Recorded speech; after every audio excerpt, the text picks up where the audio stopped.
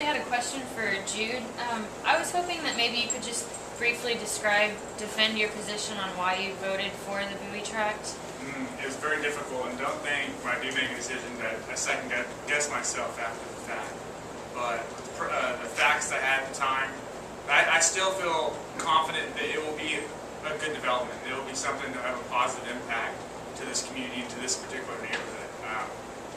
In the end, people will label me pro-growth. I'm not necessarily pro-growth. I'm pro-land rights. And if you own a piece of land and you want to develop it within the laws and regulations within our great state of Texas and San Marcos, that's your personal freedom and right to do so. And I'm not going to be someone that's going to stand in front and stop things when they're illegally allowed to do so. And also, with that PDD, with Bowie Tract, what it did is it preserved over half of the whole tract to its natural state. And so I saw it as a way to, there's already a human footprint with Craddock and Wonderworld Extension. If we could make a development that could bring in mixed uses, apartments along with retail, that it would have been a good fit for this whole southwest quarter of San Marcos. And that's why I made that vote. And it was a tough vote. Citizen input really weighed heavily on me on that particular vote, but it's a vote I'm going to have to live with. And I live in the same community where I make my bed. So in the end, I see the same folks that came in to voice their opposition when I go shopping at HEB, just like y'all do. So it was a tough decision, and I made it, and I have to live with it. So if you're a strong supporter, Mr. Prather, of individual property rights, what's your stand on eminent domain? Well, there was recently a constitutional amendment added within the last referendum, Texas constitutional amendment that limited the use of eminent domain. It doesn't check right with my gut when a government entity takes away people's land, especially if it's pure profit motivated driven. If they say, well, we're going to annex your or condemn your land, take it so we can build something for development, that's totally misuse of that land. It's a land grab, but it doesn't check right with my gut, eminent domain. Thank you.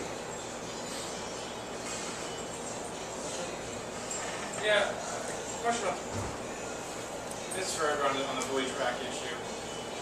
I heard from a lot of people when this thing was coming up that the city and the community got together and talked about that whole Wonderworld Drive there, and the purpose that the community got together and said, yeah, we'll agree with it if you don't develop that. That's not going to be developed.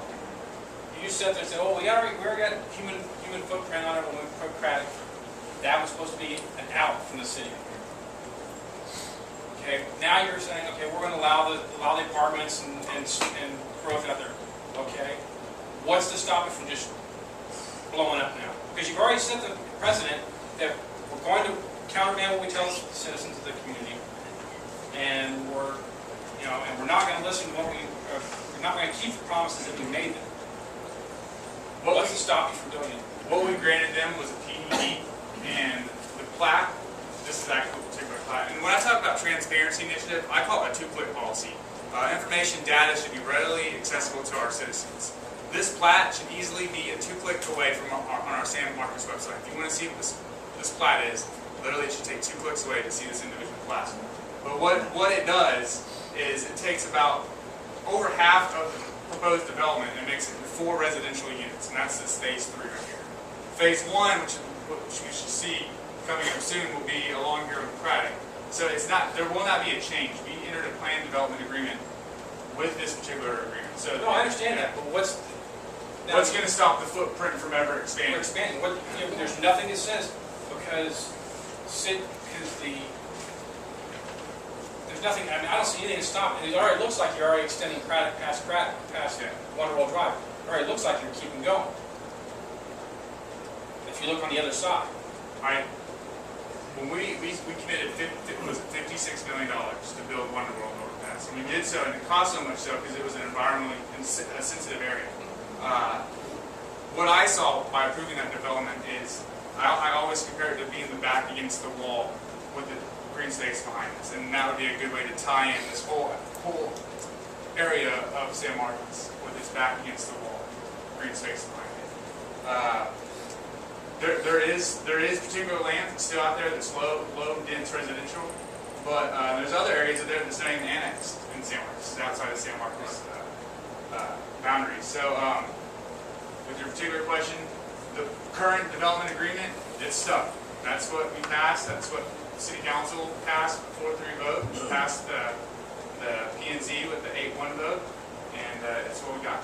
But there's nothing to stop, there's nothing that binds that agreement if the property people, if the property owners decide, or if developers decide to sell it, there's nothing to bind, your agreement with them is not binding whoever they sell it to.